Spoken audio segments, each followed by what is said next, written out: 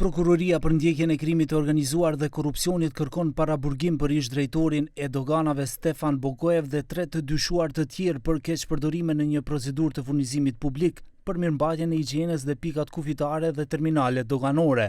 Sipas tyre, me favorizimin e një operatori ekonomik dhe kufizimin e konkurrencës, është mundësuar përfitimi i kundërligjshëm prej rreth 18.5 milion denarësh. Hetimi përfshin edhe dyshime për marrjen dhe dhënien e shpërblimit për ndikim të kundërligjshëm të ish-drejtorit të drejtorisë së doganave, menaxherit të një subjekti juridik dhe një të punësuari në të njëjtin subjekt.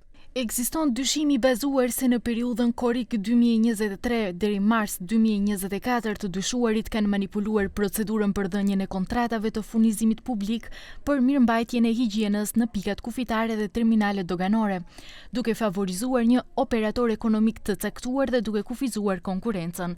Në këtë mënyrë, subjektit juridik i është mundsuar përfitimi kundërligjshëm pasuror në vlerë prej 18.479.692 denarësh. Nuk munguan reagimet politike. Kryeministri Micković thotë se ka informacione që hetimi do të zgjerohet, por do të ketë aksione edhe në institucione të tjera. I stanува збор за лице кое што, како да го наречам, не знам, немам права квалификација, но бил многу близок до претходната влада и било лице кое што често пати ги олеснувало овие, условно кажано, дејства кои што изобилуваат со многу незаконитости. Или, народски кажано, посредник. Така што, од информациите кои што јас ги имам, ова ќе се проширува, и од информациите со кои што јас поседувам, неколку институции во периодот кој што следи ќе имаат слични вакви акции за недоследности од минатото.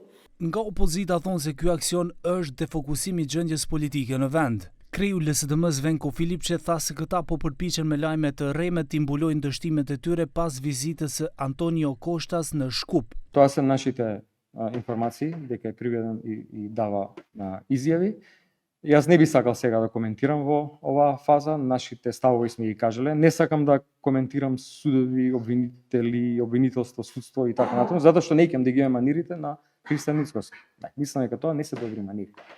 Така да почекаме, нека кажат институциите, после ќе кажеме коментарот наш. Në kuadër të hetimit janë siguruar prova dhe për marrjen dhe dhënien e shpërblimit për ndikim të kundërligjshëm ku i dyshuari i parë ka pranuar shpërblim në vlerë prej 111.600 denarësh për shfrytëzimin e pozitës së tij zyrtare dhe ndikimit real. Për të siguruar zhvillimin e papenguar të procedurës penale, Prokuroria Publike do t'i paraqesë gjyqtarit të procedurës paraprake në gjykatën themelore penale të Shkupit, propozim për caktimin e masës së paraburgimit ndaj të 4 të dyshuarve.